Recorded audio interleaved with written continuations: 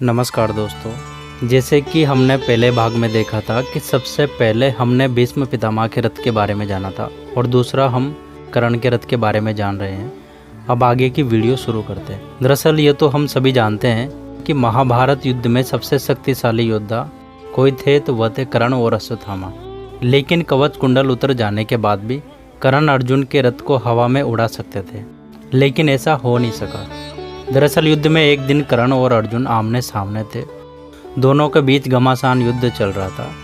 ऐसे में जब अर्जुन का तीर लगने पर कर्ण का रथ 25 से 30 हाथ पीछे खिसक जाता था और कर्ण का तीर से अर्जुन का रथ सिर्फ 2 से 3 हाथ ही पीछे खिसकता था, लेकिन फिर भी भगवान श्री कृष्ण कर्ण की प्रशंसा करते नहीं थकते थे। ऐसे में अर्जुन से रहा नहीं गया और श्री कृष्ण से पूछ लिया कि हे पार्थ, आप मेरे शक्तिशाली प्रहारों के बजाय उसके कमज़ोर प्रहारों की प्रशंसा कर रहे हैं, ऐसा क्या कौशल है उसमें?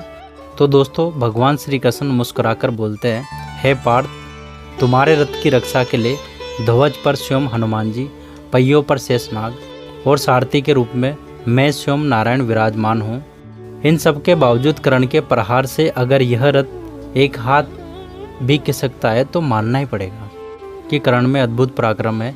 ऐसे में उसकी प्रशंसा तो बनती ही है। दोस्तों, कुरुक्षेत्र के युद्ध के अंतिम दिन श्री कृष्ण ने अर्जुन को पहले रथ से उतरने को कहा। उसके बाद श्री कृष्ण रथ से नीचे उतरे। फिर श्री कृष्ण ने हनुमान जी को धन्यवाद किया कि उन्होंने उनकी रक्षा की, और जैसे ही हनुमान जी अर्जुन के रथ से नीचे उतरे वैसे ही रथ में आग लग गई। यह देखकर अर्जुन हैरान रह गए। श्री कृष्ण ने उन्हें बताया कि कैसे हनुमान जी दिव्यास्त्रों से रक्षा कर रहे थे। जैसा कि हम सभी जानते कि महाभारत के युद्ध में भगवान श्री कृष्ण ने दुर्योधन और अर्जुन के 2 विकल्प दिए थे।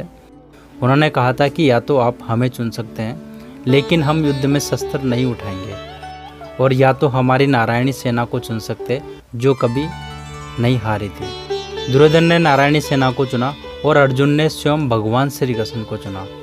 अब ऐसे में सवाल ये उठता है कि भगवान श्री कृष्ण तो महाभारत में शस्त्र न उठाने का प्रण किया था, तो उन पर किसने 12 घातक बाण चलाए थे?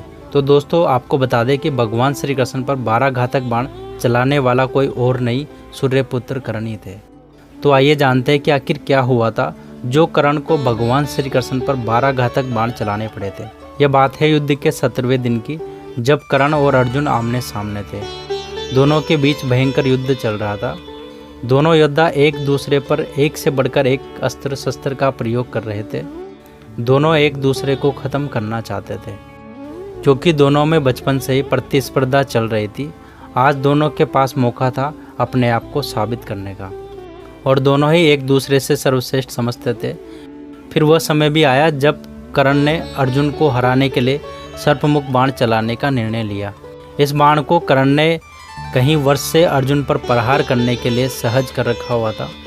वास्तव में यह बाण पाताल लोक के अश्वसेन नाम का एक नाग था, जो अर्जुन का परम शत्रु था, और उसकी शत्रुता का कारण था कि खांडव वन में अर्जुन ने उसके पूरे घर को उजाड़ दिया था, और जो सर्प वहाँ रह रहे थे उनको वहाँ से हटा दिया गया था। इसलिए वह अर्जुन को मारने के लिए मौके की ताक में था, क्योंकि वह जानता था कि सिर्फ और सिर्फ कर्ण ही अर्जुन को मार सकते हैं। वह मौके की तलाश में था। कर्ण को सर्प मुक्त बाण का प्रयोग करते देख अश्वसेन खुद जाकर उनके बाण पर विराजमान हो गए। कर्ण ने अर्जुन पर वह घातक बाण चलाया तो अर्जुन अश्वसेन को बाण का रूप धारण किए नाग को नहीं पहचान पाए, लेकिन अर्जुन का रथ चला रहे भगवान श्री कृष्ण ने अश्वसेन को तुरंत ही पहचान लिया, और तत्काल भगवान श्री कृष्ण ने अर्जुन की रक्षा के लिए अपने पैरों से रथ को नीचे दबा दिया। रथ का पहिया धरती में धंस गया।